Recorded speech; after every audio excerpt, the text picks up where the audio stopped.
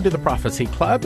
If you were to ask the typical person on the street, hey, how long is it until Jesus returns? Probably 80% of the people out there, maybe even a lot of the sinners, would say, oh, he could return at any moment. Oh, it's not very long. Okay. If it's not very, I don't agree with them, but if it's not very long until Jesus returns, then we ought to be seeing some of the signs associated with his return, like, let me read Isaiah 24, verse 1. Behold, the Lord maketh the earth empty. That means the people there are pretty much all dead. And maketh it waste, and turneth it upside down, and scattereth abroad the inhabitants thereof. That means that when Jesus is getting really close to return, one of the things we'll see is the earth will turn upside down. Oh, Stan, you got that wrong. Oh, really? Let's go on down to verse 19. The earth shall reel to and fro like a drunkard. It shall be removed like a cottage. In other words, it's going to move like a hammock swinging in the wind.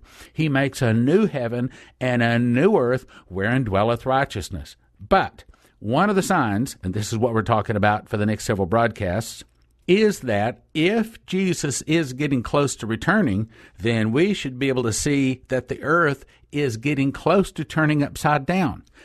Oh, Stan, we're nowhere close to that. Well, now, wait a minute. Did you realize that the magnetic north is moving? And matter of fact, I would even say that the earth is in the process now of turning upside down. You didn't hear about that. Well, that's what we're about to discuss for the next several programs, is how it is already in the process of turning upside down. Now, the guest speaker that we had in has an awesome DVD. It's part of our gift offer. His name is Lloyd Carpenter. He studied the coming pole shift for over 20 years. His topics include the Earth's wobble, Earth tsunamis, earthquakes, weather pattern changes, tornadoes, hurricanes, mudslides, floods, droughts, volcanoes, plate tectonics, sea floor spreading, hot spots, melting ice, the ring of fire, and a whole lot more. The name is called The Coming Pole Shift, and it's normally valued at $30, but right now you can get 3 DVDs in what we call our Catastrophe gift offer. You get End of Times by Augusto Perez, The Coming Pole Shift by Lloyd Carpenter, and Signs in the Sun, Moon, and the Stars by John Moore, all for a gift of just $25. prophecyclub.com or 785-266-1112. Let's go on over and listen to The Coming Pole Shift by Lloyd Carpenter. I sure am happy to be here with the Prophecy Club. It's a real joy and a pleasure to be able to discuss a topic so unusual, if you will, as a coming polar shift. The very idea that our Earth could actually tip over on its axis is just amazing to me. You know, when we look at a picture of our Earth, our globe, it's one of the most familiar sights that we see out there. And I fell in love with the Earth a long time ago, just looking at it as a child. I would walk around with a globe, just to look at so much of what it has to offer. But the very idea that our Earth could, in fact, actually look like that and tip over on its axis and the North Pole become the South Pole is an amazing thing to me. You know, I had an opportunity several years ago to get very involved in the Earth study because, you know, when they started showing pictures of the space shuttle on television, and they would like show the astronauts in the space shuttle, and they'd be throwing jelly beans in the air, and they'd catch them, and then they'd see water droplets, and it was really interesting. But after a while, I started noticing that what they were showing was more of the astronauts and the inside of the shuttle and the aircraft itself and the takeoffs and the landings, and not enough of my friend, the Earth. And so I would find myself watching television going, go back to the Earth, go back to the Earth. Well, at a certain point, I contacted NASA, and they gave me about 18 hours of footage called Earth footage from lower shuttle orbit and from upper shuttle orbit. And I produced a videotape called Earth Views from Outer Space Orbit. And really all it is a 1-hour music video, and there's nothing on the screen except the Earth. What was it? I think about 3 years ago or so, that guy spent $20 million to fly on the space shuttle. Anyone here remember that? Yes. I remember when he was talked to by an announcer on television, and the announcer said to him, you know, you spent $20 million to ride on the space shuttle, and I just want to ask you a question, sir. Was it worth it? And I'll never forget his response. He said, that was the cheapest $20 million I ever spent. And I thought to myself, that's exactly what we need to feel about the Earth. So I did that with this video, Earth Views from Outer Space Orbit, and it made it possible for people to just pretend like they're riding on a space shuttle for an hour. Well, that got me very involved in Earth sciences. Pasadena Star News found out that as a student, I was doing speeches on the university speech team, basically talking about these magnificent maps. And so they called me in and they said, is there anything unusual about these maps? The fact you've discovered this big face that covers half of our planet, and at its mouth is longitude 7, latitude 77. And I said, well, right there, that to me is one of the main things, because in the Bible, the number 7 is the number of God. And they said, well, is this just a Christian thing? And I said, no. As a matter of fact, the number 7 is the number of God also in the Quran. And then they went, oh, well, that's different, okay. And you know how secular newspapers can be. And then they said, any place else? And I said, as a matter of fact, every great religion in the world that believes in a personal type God has number 7 as the number of God. It's in the Bhagavad Gita, the Upanishads, it's in Zoroastrianism, it's in all the old ancient religions. So they printed this headline, which says, Lloyd Carpenter sees the face of God. I didn't tell them to print that headline, but I imagine sometimes newspapers are a little bit excited about things, and then they print things to maybe sell more newspapers. But it led to me finally publishing my book, The Amazing Mystery of the Great Face on the Pacific Ocean Floor. The title having everything to do with that image that covers half of our planet. And then the subtext of it, of course, being a sermon in stone, can secrets revealed through the Earth's topography linked to the biblical apocalypse and the end of the world.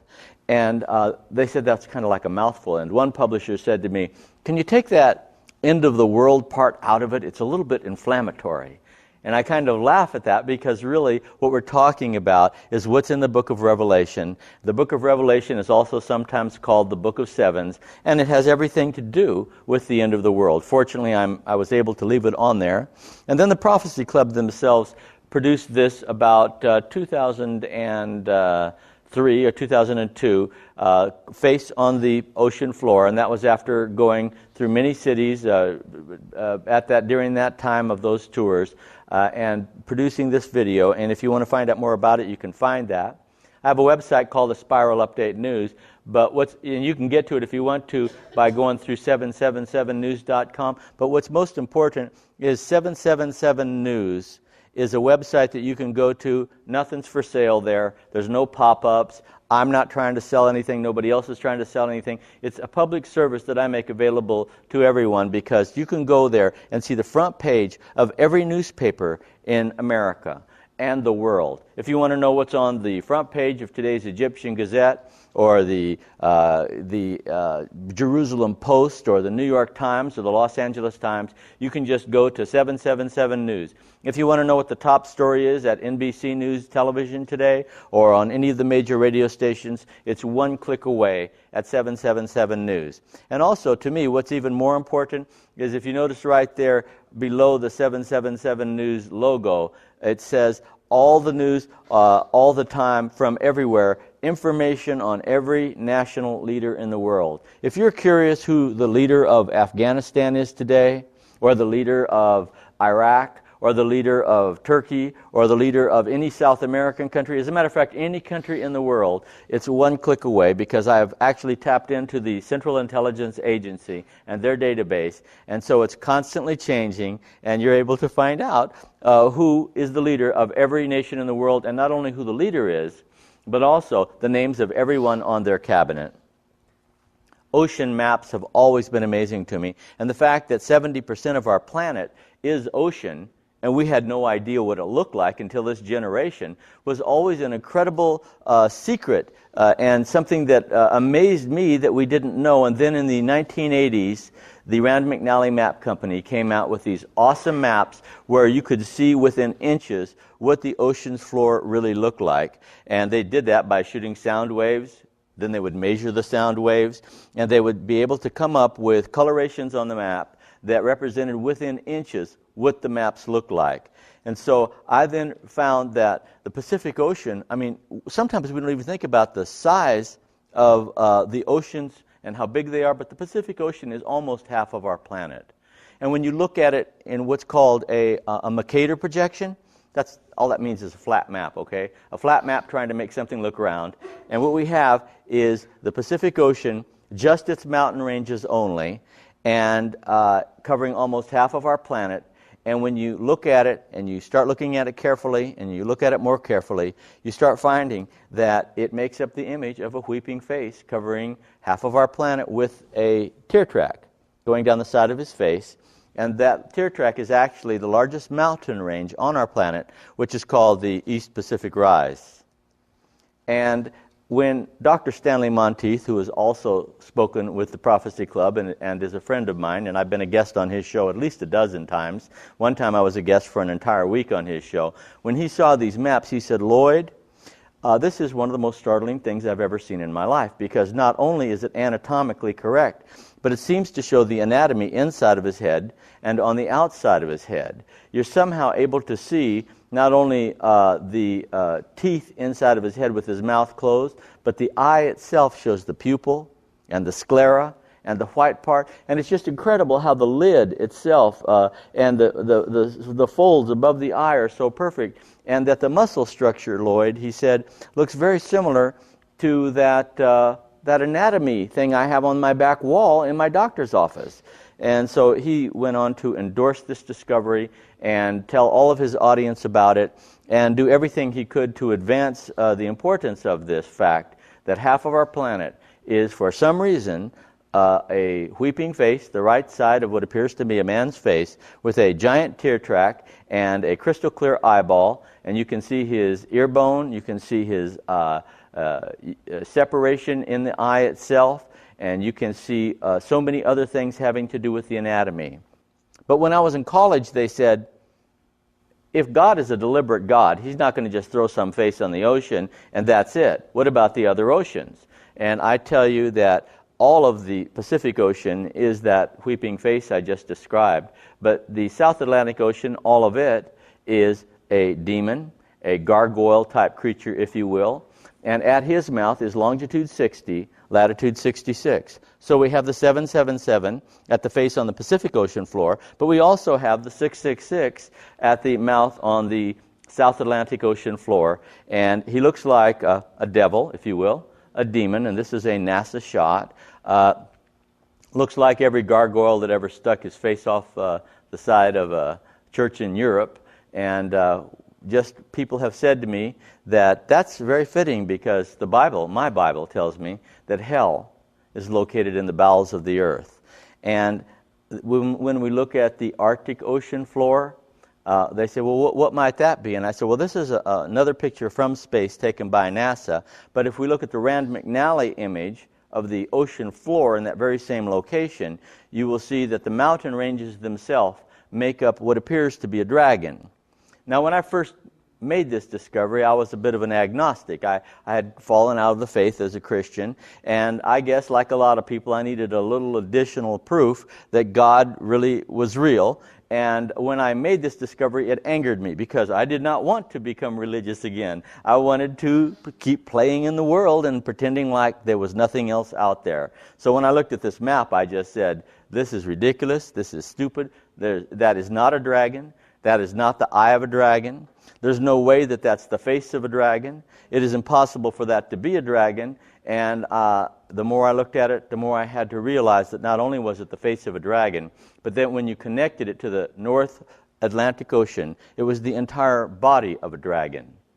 And my Bible tells me that in the book of Revelation, the beast, with identified also as 666, will attack God, and he will have helping him a dragon. And here on our planet, metaphorically speaking, if you will, is a demon and a dragon, both of them attacking the weeping face on the Pacific Ocean floor with 777, longitude 7, latitude 77 at his mouth. Then, in the Indian Ocean, we found that there were evidently two other creatures, and I wasn't sure what to call them. So for use of a better word, I called them angel-type creatures. And the reason I did that is because in the book of Revelation, it describes two types of angels. It describes messenger angels, which are described all over the Bible, but it also describes animal-type angels that you will see around the throne of God and worshiping God. And I think it's interesting to note that in the book of Genesis, it says that when the man and the woman were told to leave the Garden of Eden, forced to leave the Garden of Eden, if you will, that God had an angel with a flaming sword be there so that they would not go back in and take advantage of the tree of life. And I think it's very fitting that at the very tip of this animal-type creature, if you will, looks like something J.R.R. Tolkien might draw, is the Tigris-Euphrates region, where most of the Bible scholars believe is the location of the Garden of Eden, and that, to me, fits. So 70% of our planet, all of the oceans in the world make up those four images, but to me, they are not nearly as wonderful and as important as all of what makes up the Middle East. Because the entire Middle East, all of it, is that king kneeling in prayer with a nail going through his wrist. And at his hands, the very center of his praying hands, is the Great Pyramid of Giza. And people, you've heard people, what is that pyramid about? What's going on with that pyramid? Well, I don't know everything that's going on with the Great Pyramid of Giza, but I do know that at the center of the king's praying hands are those three pyramids located at 30 degrees longitude and 30 degrees latitude there on the Giza Plain. And I know that the famous author from the book The Great Pyramid, which was written in 1898, his name was Pisa, and you can get this in all the bookstores. It's a very famous book. In the introduction of that book, he states that the pronunciation of it being called Giza is a mispronunciation, that in fact the proper pronunciation for the Giza Plain is Jesus. And the reason he said that is because that Jesus, when he fled from Egypt with his parents at 3 years old, so that Herod would not have him killed, actually lived right in the shadow of the pyramid. And you can go there today, even today, and see the home where Mary and Joseph and Jesus lived in the Church of St. Mark there. So to me, I feel comfortable in saying that this image is representative of Jesus Christ, and that the five images we're talking about make up a story that fits my Bible, good versus evil. And most importantly, why is that face on the Pacific Ocean floor weeping? Because of the sacrifice for his son, Jesus Christ. Because it creates his sight line creates an exact 33-degree arc going to 33 degrees longitude and 33 degrees latitude, which is at his heart, which is Jerusalem, Israel, or near Israel anyway, right off the coast of Israel, right off the coast of Jerusalem, and Tel Aviv actually. And people say to me, how come this might not just be some other king? And I say the reason it's not just some other king is because at his wrist is the only man-made thing about this discovery, and that is the exact schematic of a nail at the Suez Canal. So I believe this image is representative of Jesus Christ, not only because of the exact schematic of a nail going through his wrist, like that shroud of Turin, and I don't think the shroud is, Jesus Christ, but I do think it tells us how people were crucified in those days, that it didn't go through the hand, but it went through the wrist. So these five images are going to pop up on and off during the evening tonight as we talk about the polar shift. They are important because in some ways, and in many ways, they link to the coming polar shift. But also what's important about them is I've had people say, what's the difference between this and some face in the clouds, or the picture of Jesus in a taco, or Mary on a window pane, or on a garage door like we sometimes see in the newspapers? And I tell people the difference is because when you bend down and tie your shoe, and then you look back up, the image might be gone if you're looking at it in the clouds. If it's on the side of a garage door and you move and look at your perspective a little bit differently, it may no longer look like Mary. And also, when you look at a taco and it's got a picture of what looks like Jesus, you might see some burnt spot, and it might look a little bit like Jesus, but it's not the whole taco. And that's not the whole garage door that's looking like Mary. And that's not the entire window pane looking like Mary.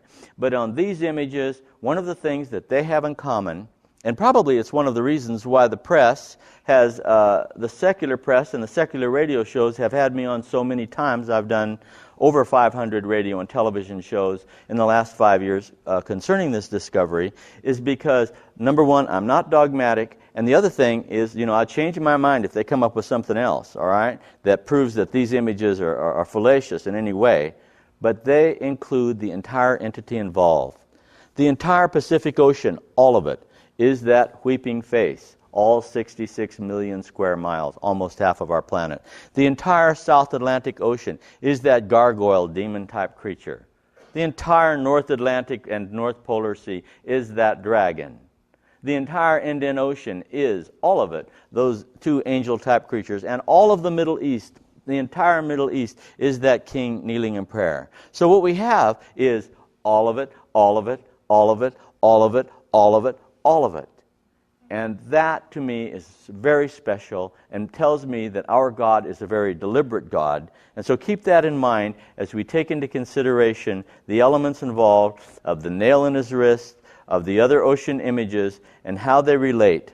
I got so excited years ago that I went to Egypt, and I actually spent the night in the Great Pyramid alone. I went there as a journalist, and I figured out a way to do it, and I did. And I spent the night in the king's chamber, and in the morning, like a lot of young people might do if they could do it and had the chance, I climbed to the top. And then 10 years later, I brought my wife and her mother to Egypt with me, and we then went inside the Great Pyramid during the day. And this is a picture that my wife took, actually, as I was climbing up the Grand Gallery, just ready to enter the king's chamber. And then we had a tourist, if you will, take a picture of my wife and I entering the king's chamber. And that's my wife, and she's here tonight also. And I'll tell you, it is an absolute pleasure to have a helpmeet in this world, because sometimes, especially, if you have, let me just tell you, okay? If you have a wild idea, I learned this years ago, the best thing to do is surround yourself with respected, nose to the grindstone, conservative, don't take any prisoners kind of people that support you.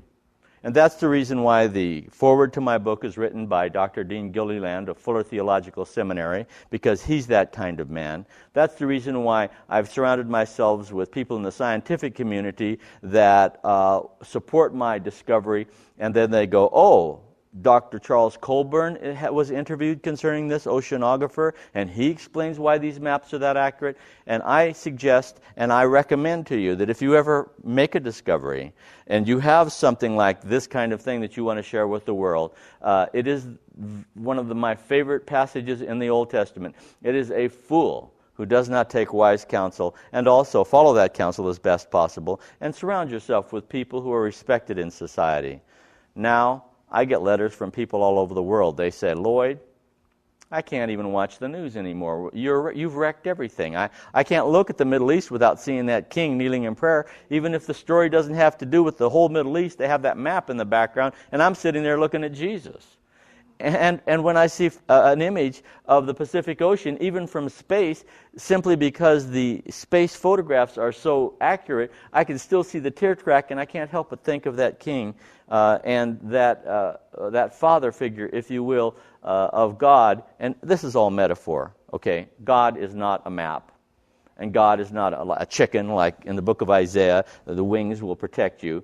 God presents himself in many ways throughout the Scriptures. It is always in a way that he can best communicate himself with human beings. He walks in the garden in the cool of the day. In Genesis, we see him presenting himself on a throne with a beard and as an old man in the book of Revelation, because God wants us to best understand him in however we can best communicate with him, because that is the relationship that God wants with those who made him. The very idea, the very fact that our earth could tip over on its axis because of what's happening with it geophysically and with the geography is mind-boggling in itself. But the Bible says that the earth is going to tip over on its axis. It says it throughout the Bible. In the book of Isaiah 24:1, it says that he will turn it upside down. When we look at Joshua, we see that image of the sun standing still. And did anyone ever see that movie Written on the Wind with Spencer Tracy and Frederick March and Gene Kelly, and it's like the monkey trial movie, right? And they put Frederick March on the witness stand, and Spencer Tracy is the defense attorney, and he's saying, let me ask you a question. You're a Christian, right? And Frederick March says, yes. And you believe the Bible is the Word of God, right? Yes, I do. I certainly do. I really do. And he says, well, then let me ask you a question. What is this business in Joshua about the sun standing still in the sky? Because right now, in our modern times, we already know the sun stands still in the sky. It's the planetary movements and the Earth's movement and rotation itself that makes it appear the way that it appears to people on the ground. What do you say to that? And Frederick March fumbled over his words, and he didn't know what to say. But now we do know. Peter Warlow came out with a book in 1982 called The Reversing Earth. And he explained how it is possible for the Earth to tip over on its axis, and that it would take about 24 hours for that to occur. And that for a person standing on the ground and looking at it and observing the sun would appear to be in the same place in the sky during the whole time. So here we have a very logical reason why the sun would appear to stand still in the sky to Joshua. And Peter Warlow says that he believes that at that time, some 5,500 years ago, that may very well have been the period of a polar shift. Another evidence that might be the case is King Tut, who was alive just about the same time. And all of the pharaohs during that time were buried with their faces pointing west, so that in their religion, when the pharaoh rose from the dead, he would be able to be facing his God. But King Tut was buried with his face pointing east. And there's no evidence in the history of Egypt that King Tut was a dishonored king. There's some evidence that he might have been murdered by some enemy in the pharaoh's court, but we see no evidence of him being dishonored. As a matter of fact, just the opposite. There is gold and treasure that was buried with him that tells us that he was probably buried in great honor. So the only logical reason why he would be the only pharaoh with his face pointing to the east rather than to the west is that at that time... Well, I'm going to interrupt the program right there, but you can get the Catastrophe gift offer by going to prophecyclub.com. I'll tell you more about it in a moment. Now from the Prophecy Club, some exciting opportunities for you. Today, we're making 3 DVDs available for a gift of just $25. The first one by Augusto Perez, End of Times. Topics are the Great Shaking, the Coming Famine, the Glory Cloud, the Coming Attack on the United States, the Great Darkness, the Super Devaluation of the Dollar, the Double Portion Outpouring, and how God will protect His own. Then, the Coming Pole Shift by Lloyd Carpenter. The Bible says that earthquakes will increase and the earth will turn upside down. Lloyd has studied the coming pole shift for over 20 years, and he says it is coming. And the topics are the earth's wobble, earthquakes, tsunamis, weather pattern changes, tornadoes, hurricanes, mudslides, floods and droughts, volcanoes, plate tectonics, seafloor spreading, hot spots, melting ice in the ring of fire, subduction zones, the scientific rationale for a pole shift, the Pacific Ocean and plate tectonics. Have earthquakes dramatically increased in the last 10 years? How does the Earth's rotation affect earthquakes? And John Moore, in Signs in the Sun, Moon, and the Stars, gives you a fascinating presentation using biblical, archaeological, scientific, and privileged government information to show you what is beginning to cause these signs in the sun, moon, and the stars. John proves the signs have already begun and will grow in intensity. He was an intelligence analyst for the U.S. Army and now a homicide detective and radio host. He has been investigating Earth changes since 2000 and has some startling discoveries. John has proof there is a mystery planet heading toward our solar system, which is causing ice caps to melt, stopping the Gulf Stream, causing tornadoes, earthquakes, tsunamis, extremely hot and cold weather. He says the governments of the world know about it and they're preparing underground survival facilities. Included in this presentation is a classified map showing safe locations. It's the Catastrophes in Bible Prophecy gift offer. End of Times, Augusto Perez. Coming Pole Shift, Lloyd Carpenter. Signs in the Sun, Moon, and Stars, John Moore. Valued at $90, all available for a gift of just $25. Call 785-266-1112 or prophecyclub.com. That's Catastrophes in Bible Prophecy gift offer. End of Times, coming pole shift, signs in the sun, moon, and stars. All for a gift of $25.